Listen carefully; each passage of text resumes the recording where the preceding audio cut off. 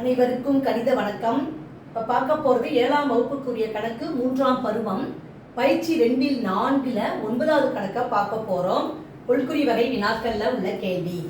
ஒரு குறிப்பிட்ட காலத்திற்கு ரூபாய் 4500 அசலுக்கு மொத்த தொகை ரூபாய் 5000 கிடைத்தால் அதனுடைய தனி வட்டி அப்படின்னு சொல்லி கணக்கு கொடுத்துருக்காங்க.